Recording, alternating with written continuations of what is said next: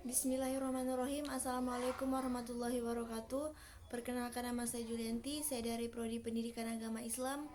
Video ini sengaja dibuat untuk memenuhi tugas UAS dari mata kuliah dasar kajian keislaman mengenai fikih, usul fikih, Al-Quran, hadis, dan sunnah beserta contohnya. Langsung saja. Menurut bahasa, fikih berasal dari kata fikih yafqahu fikihan yang berarti mengerti atau faham. Jadi, fikih adalah ilmu untuk mengetahui hukum Allah yang berhubungan dengan segala amaliyah mukallaf, baik yang wajib, sunnah, mubah, makruh maupun haram yang digali dari dalil-dalil yang jelas.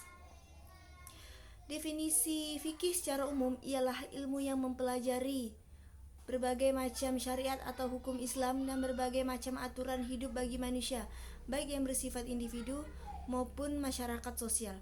Contoh dari fikih ini yang pertama yaitu adab-adab berwudu, buang air, dan lain sebagainya. Yang kedua, tata cara sholat, baik itu sholat wajib maupun sunnah. Yang ketiga, azan dan iqomah. Lanjut ke usul fikih. Usul fikih adalah pengetahuan mengenai berbagai kaidah dan bahasa yang menjadi sarana untuk mengambil hukum-hukum syara mengenai perbuatan manusia, mengenai dalil-dalilnya secara terperinci. Contoh dari usul fikih ini yang pertama yaitu ijtihad sebelum tidak membatalkan ijtihad sesudah. Yang kedua, halal dan haram. Dan yang ketiga, berlomba untuk selalu berbuat baik. Lanjut ke Al-Quran. Secara bahasa, Al-Quran adalah bentuk kata benda dari kata kerja qara yang artinya membaca. Al-Quran secara istilah adalah firman atau wahyu berbahasa Arab yang berasal dari Allah Subhanahu wa taala kepada Nabi Muhammad SAW dengan perantara malaikat Jibril, ditulis pada mushaf-mushaf yang kemudian disampaikan secara mutawatir. Membaca dan mempelajarinya merupakan ibadah.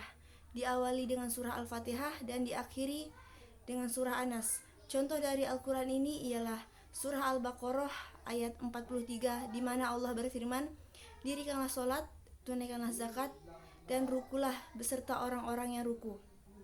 Lanjut ke hadis. Secara bahasa, hadis merupakan perkataan atau perbuatan.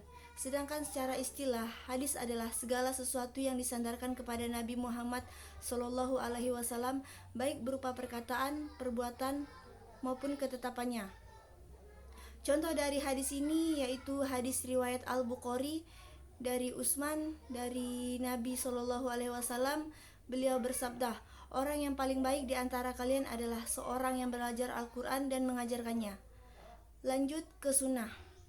Secara bahasa, sunnah merupakan derivasi dari kata sanna yasanu sunatan yang artinya cara, jalan yang ditempuh, tradisi, atau ketetapan, apakah itu baik atau tidak, terpuji atau tercela.